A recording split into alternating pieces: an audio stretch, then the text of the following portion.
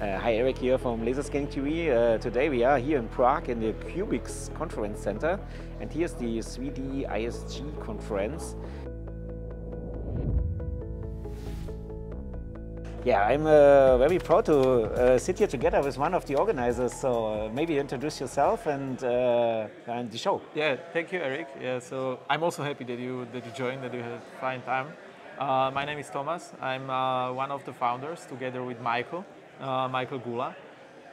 We really, how would I say, like we collaborated with Michael a lot, like many years on different projects in the service industry. So 3D scanning, doing projects together. And like day by day, we were discussing that we like to teach people, educate the community, meet people.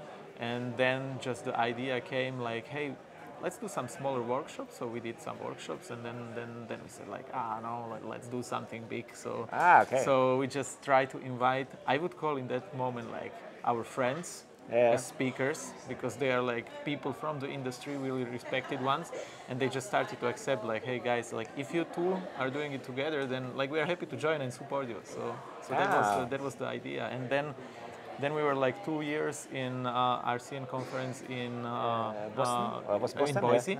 Boise. Yeah, with Matthew Bird.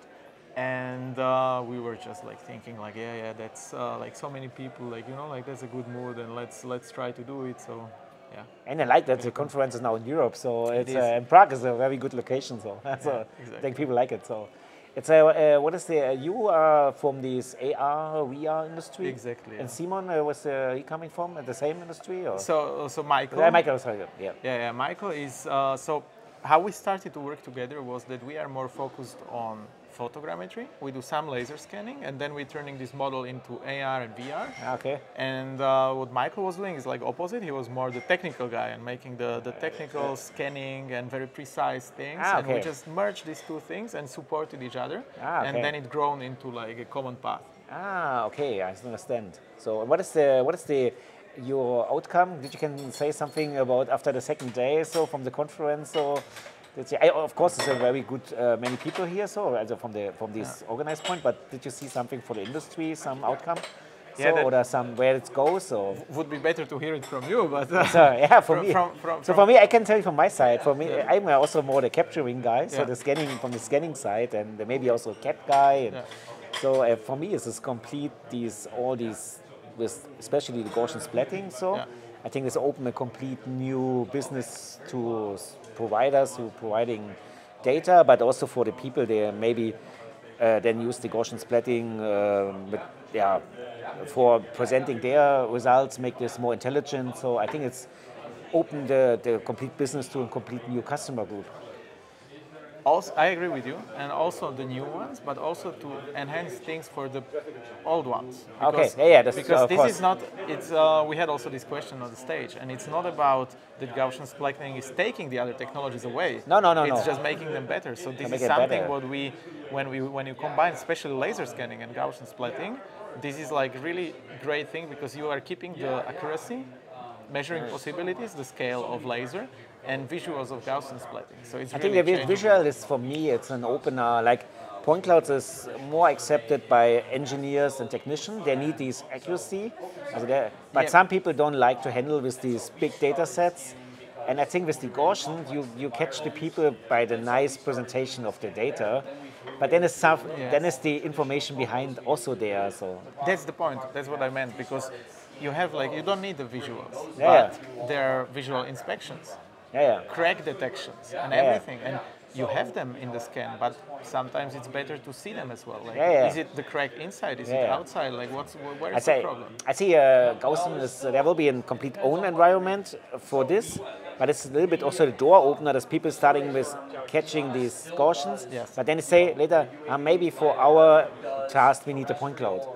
Yes. Like if you like modeling, it's maybe better based on point clouds in your CAD system as in Gaussian.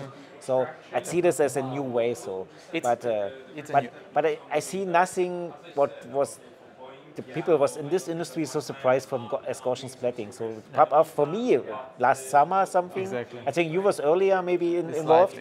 From this point is and then that you have companies like XSquid, they're already integrated in this and their hardware that you easily can generate these data. I think before you can do it on the server from the university, so that was not for every customer. So, but now it's like really a hype. So, and even I think when the scanner came out, was not this hype. There was many people that saying, "Boy, super expensive, hard to work. We never will use this." Yeah. I think that's completely different. And even in the world where we every day get something new. So yeah, because like the Gaussian splatting caught the entire audience. Because laser scanning is very special, but the Gaussian splatting, people even which don't need a technical result, but they are just playing with the phones, like whoever who wants like better images or better videos, and they start to play just like a broad audience, not experts. That's what I mean. And therefore, like this is engaging people, and therefore it has such a hype. Okay, cool. What you see, that you will change Gaussian our way in the future to presenting 3D data, or it's not so different? I don't think it will be different. It's like, because you have viewers for point clouds, you have viewers for meshes, now you will have viewers for Gaussian splatting. So it will be just like the same way, just like one additional thing. Okay, but maybe it's also push the scanning market, because if people can play with their mobile phones and generate 3D models and say, oh, I can have a 3D model, then they say, for my task, maybe I want to have more professional data sets. So it can be also like a catalyst for the whole industry. Super interesting. Exactly. So it's what's super good. Speak to you, and very good show, very good organized. So I think RCN helped you a lot to organize the show, or how or you had an agency here from. We are actually like collaborating like with agencies which organize it here. So RCN supported us more with like communication on the beginning, like they have done it before. But here we more like invited them to be here with us. Because we organized also a conference in Germany every 2 years together with the university. Yeah, I know what a nightmare this is to organize, and how many you have to do. But we don't have EVR deserves the organizer, because we have only 200 people, so we don't hire an external, because we want to keep the price low. No, they really wanted to help us, and they were always also asking, like, hey, how we can support. But we just said, like, it's the same. Like we are also not from here, so we are from Slovakia. This is in Czech, so we also had to get like people on site here. So it was but I know how before with the speakers that you have all the information about the speakers, the presentations. So public this, make a marketing. So there's many. So there's many things what you have to do before. So but they're like huge heads up to Michael.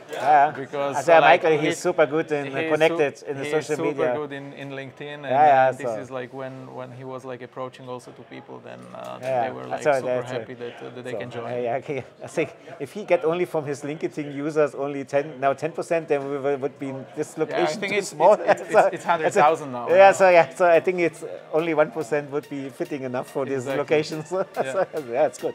Very good that we had the option to speak. So. Thank you.